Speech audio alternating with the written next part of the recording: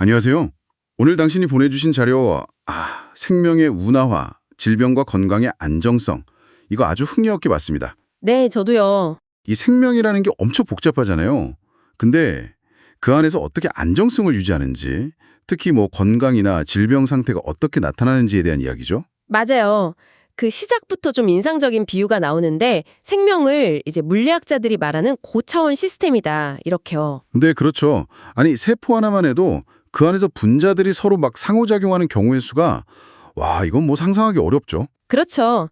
네, 이렇게 복잡한 시스템이 뭐랄까 안정성을 가지려면 결국 나타날 수 있는 상태의 수가 제한적이어야 한다는 거예요. 상태의 수가 제한적이어야 한다? 네, 자료에서도 그 인간 배아 발생 예를 들잖아요. 이게 뭐 무한히 다른 결과가 나오는 게 아니라 결국 몇 가지 정해진 조직이나 신체 형태로만 딱 귀결되죠. 그게 바로 시스템의 안정성이군요. 네, 일종의 그런 거죠. 바로 이 지점에서 1942년에 콘레드 웨딩턴이라는 생물학자가 제시한 운하화 개념이 등장하는군요. 네, 맞습니다. 카널라이제이션이라고 하죠. 네, 이게 마치 물길이 딱 정해진 운하로만 흐르듯이 생명현상의 결과가 몇몇 특정 경로로 강력하게 이끌린다는 그런 의미인 거죠. 그렇죠.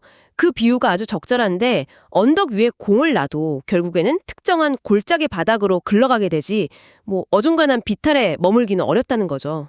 그렇죠. 불안정하니까. 네.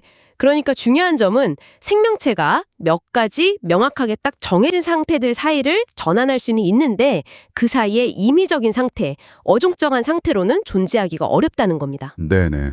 그리고 이게 바로 건강 상태나 질병 상태에도 적용된다는 게 이 글의 핵심 주장인 것 같아요. 그렇군요. 그러니까 질병의 원인은 사실 엄청 다양하잖아요.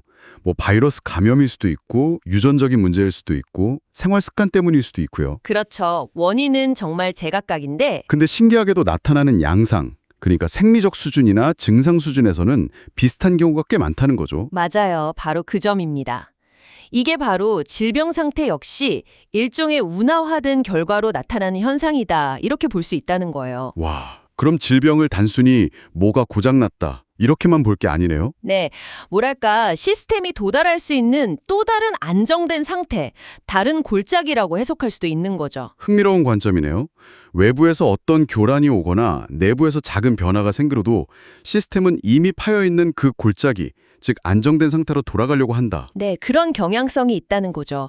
그래서 아까 말씀하신 것처럼 원인이 달라도 결과적으로 나타나는 질병 상태, 예를 들면 특종 염증 반응이라든지 뭐 대사 이상 같은 것들이 상당히 유사한 경로를 따르는 경우가 많아요. 그러니까 질병 상태도 시스템이 빠질 수 있는 어떤 제한된 수의 운하화된 안정 상태 중 하나다. 바로 그겁니다.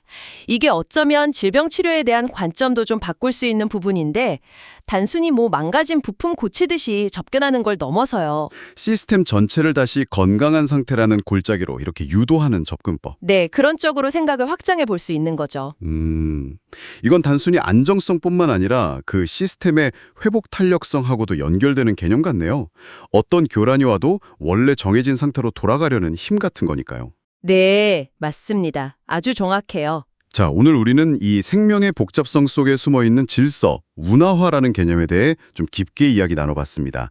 이 시스템이 소수의 안정된 상태를 선호한다는 관점, 특히 건강과 질병을 바라보는 새로운 시각을 주는 것 같아요. 네, 그렇죠. 수많은 변수나 불확실성 속에서도 생명 시스템이 어떻게 보면 예측 가능한 행동 패턴을 보이는지 그걸 설명하는 상당히 강력한 틀이라고 생각합니다. 복잡계가 안정성을 유지하는 어떤 핵심 원리 중 하나인 셈이죠. 네, 자 마지막으로 이걸 듣고 계신 당신께 한번 질문을 던져보고 싶습니다. 이 운하화라는 렌즈, 이걸로 우리 주변의 다른 복잡한 시스템들을 한번 들여다볼 수도 있지 않을까요?